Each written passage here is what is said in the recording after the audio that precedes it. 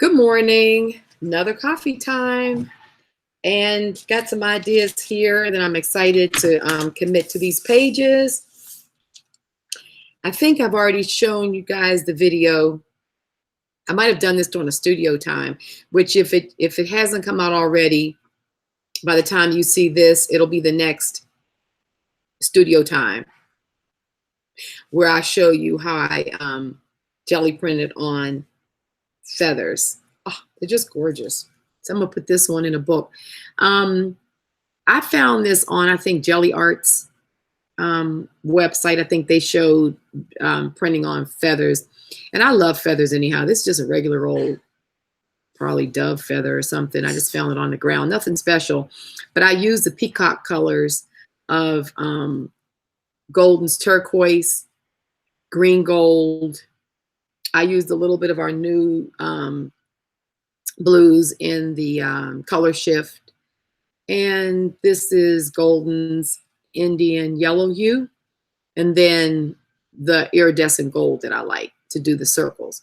I just thought this was really pretty. So I'm going to commit this to my book. So some of the things I've been working on here, I did this in one of the jelly printing sessions. I think I showed you guys this sort of frame concept. I have some of my Xeroxes of my little Chinese dictionary that I love. And then this was taken out of another old book that I have. It's a Xerox on that sort of parchment paper. So it sort of keeps this parchmenty color, even though the pages are old in this color as well. And this is an ostrich fern. It's sort of like the feathery concept. I mean, I actually just pulled this out, and then I had this one here too. And I'm like, oh, that makes a neat page spread. So I'm going to do some, I'm going to do a collage with this in there, but primarily because I'm still working with these color palettes. I love this. This is using, I mean, this is definitely old looking, right? Oh, this old world feeling. And this is on our onion skin. And this is just our color shift orange. And on a dirty plate with a little bit of the golds still that are being picked up. And the Payne's Gray. That's where I'm getting these darker tones from, is the Payne's Gray. So this, I've showed this being pulled in the last coffee time that we did. That was where I was showing you how to do the silvering, I'm calling it. So, but this is really straightforward. But I like the way it works so beautifully with these old pages, and then the feather, the idea of all this. Just I just like the idea of all this in collage. So I wanted to put this down, but I want to do a surface where I'm gonna use this chalk paint, the Deco Art chalk paint, and this color is, where's the color? Timeless? Must be the color Timeless. Alrighty, let's go with it. So I'm gonna do my, my little thing of spreading it. This is a little stopped up here. I'm going to do the credit card spread thing. Sorry if you're hearing that. Let me just close Facebook. Hold on a second. I find that if I leave Facebook open, then we're going to hear all those little dings because the messages come through. So that should get rid of it. Okay. So we're going to do, I'm basically going to just be putting this on the perimeters. Because for the most part, the paper is going to cover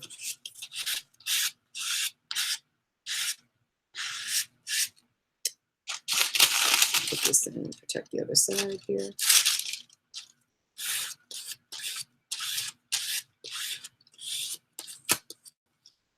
Need some more. Let's put right on the credit card. I want to get in the gully here.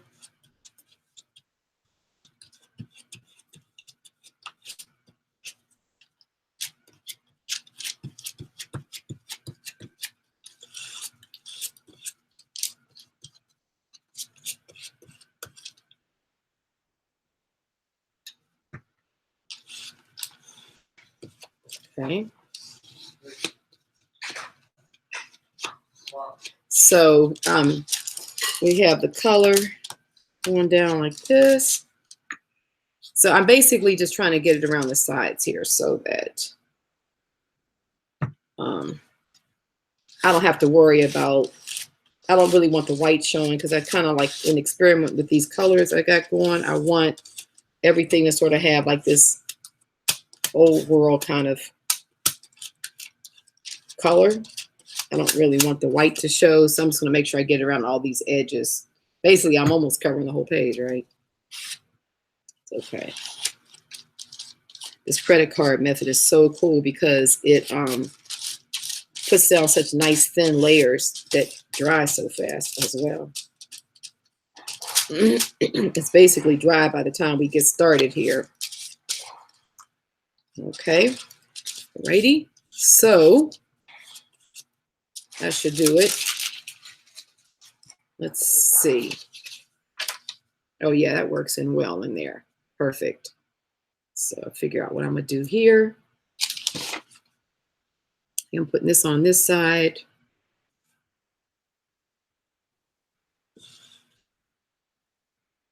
Maybe something like this. I want to put this down. I also want to see this. Yeah, I figured that I would sort of see some of the writing, the text through because of the onion skin. And I think this is going to go on there some kind of where. I just love this together. I think it's so pretty. And on this side, I know I'm going to do some of this stuff here. So let me just, okay, so I'm going to put,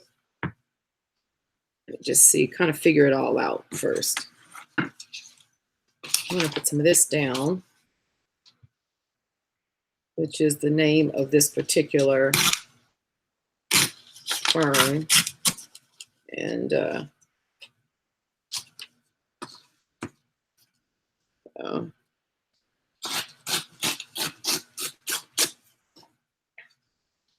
let's see. So I'll probably put this down there, but I also want some of this text on this side as well. I think I'm going to maybe try, I don't know, let's see.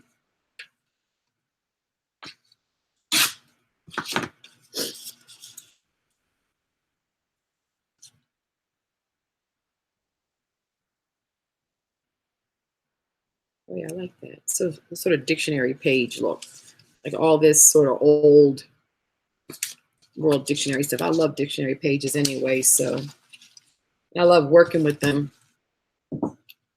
Just dropping stuff here. Gosh. Okay. Okay, I like this. So I'm going to start off by, start getting this stuff glued down. And here again, it's just like, you know, playing with the collaging and what have you, but it's just another really great way to remember all my techniques and how they'll come together. This is an old, I got this ostrich fern print out of an old book of plants and stuff like that, and I even had it. So this is a good one for me to remember so that I will, because I want to do more prints out of this and use it in my work, maybe even books, that kind of thing. If I don't remember that I have it, then, so a lot of times I'm doing this, I'm just putting things down like this, and you know, like in pleasing patterns and what have you, things that I really like, but it also helps me to remember what I have. Because I have so many books and so much ephemera, it's crazy. And half the time I don't even remember what I have. And so unless I actually work with it and use it, like even in my journaling, I will not remember.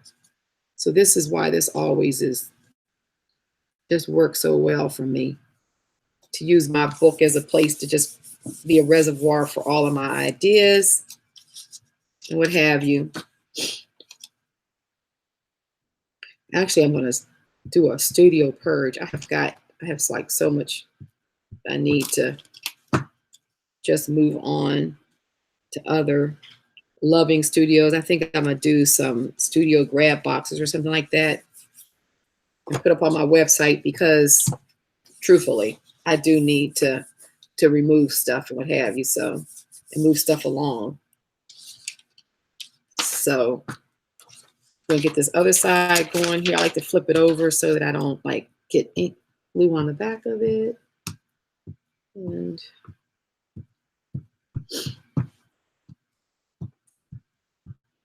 it just glued up really good.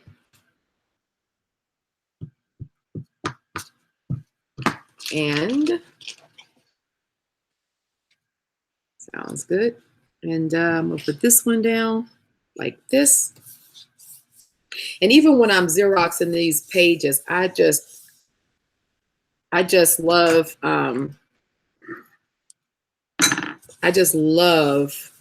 to see these edges. Like you think maybe you would get rid of them, but I like the way these Xerox. They get a little fuzzy, but like all the little pages. I mean, you know, these little circular tabs that indicate the next alphabet, even though they're not alphabets. Of course, they're characters. But I love seeing that there. So I normally, even when I tear the Xerox, I keep those little pages things. Okay, this is looking good. So now let's put this one down. Oh, I'm really liking this. I like how all these colors come together and it's like this just old, you know, the look of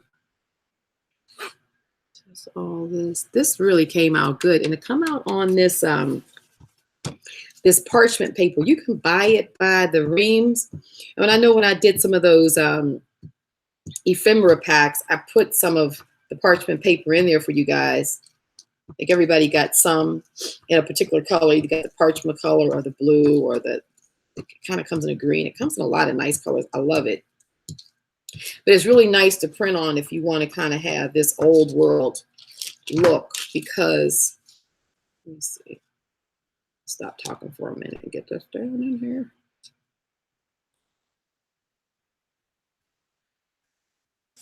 Okay. Yay. Get some on this edge. I've missed a little bit.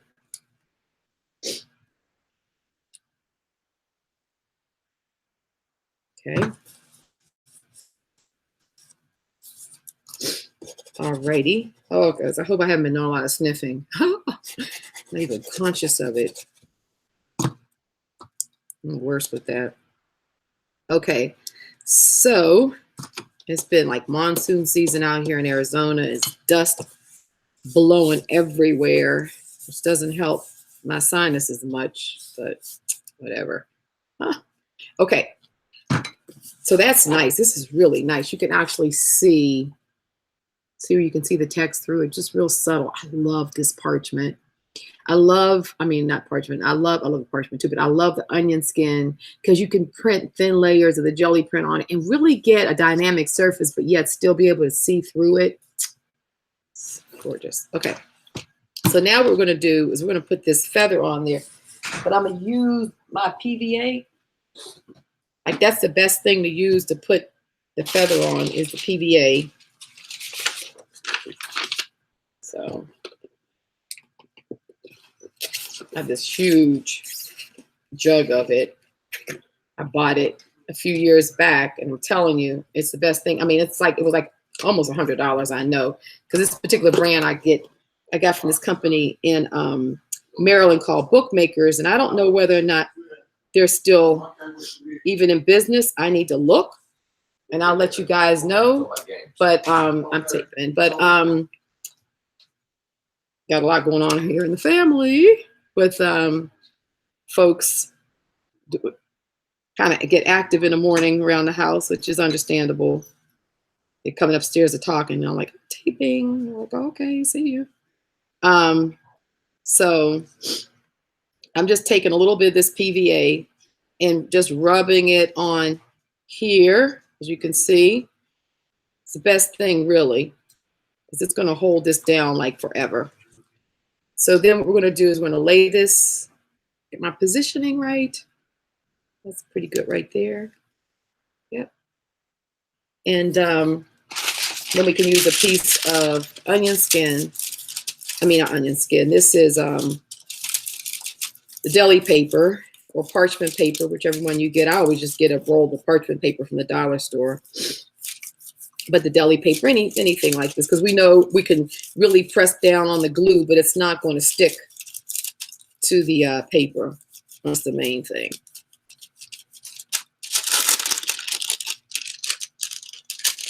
We get a nice adhesion. And here we are. So here we have our, what we've been working on. We have this jelly printed piece of onion skin that we use that silvering technique on, and the jelly printed feather, some old book pages. So, you know, it makes a neat composition. And it gives me a lot to remember. So when I'm flipping through my journal, as I'm always telling you guys, this is my place where I like to put a lot of my ideas, and I like to just really, it becomes a place where I'm just remembering a lot of stuff. Like I'll forget, like even like this type of thing, I'll forget that I can very easily forget that I have this page, and that I have a whole stack of tea and turmeric dyed papers. And I have everything organized, but when I'm going to work, I could forget, and I'm like, oh, that's right, I have this, it's here, you know. So I just kind of go through, and it's just like a wonderful way for me to document the discoveries that I make in the studio, colors discoveries, papering, the papers that I'm doing. And I really am pretty good about keeping stacks of stuff. But my silvering technique, you know, it just helps me to remember that I want to use all these things together. And so that's really what my journaling does. And it warms me up. It gets me started for the day. So I have more ideas coming through. I can get in the studio and do other things. I can work on my other projects. And you can see where this chalk paint is really nice. This is the Deco, like I said, Deco Art. It's timeless. It's really a nice shade. And it really, you can see here, really nice. It just covers up. I didn't have that much area to cover, but I just wanted to make sure that my pages weren't white in any places that I didn't want them to be. So, yep. So here we are. And I was doing so much talking, I had already started my coffee this morning, but so busy working, I didn't even have my coffee. So here we are. Alrighty, so another morning coffee time. Hope you guys enjoyed this, and give you some more ideas to work on in your studio. And yeah, look forward to seeing what you put in our Facebook group. Thanks, guys, and look forward to talking to you soon. Bye-bye.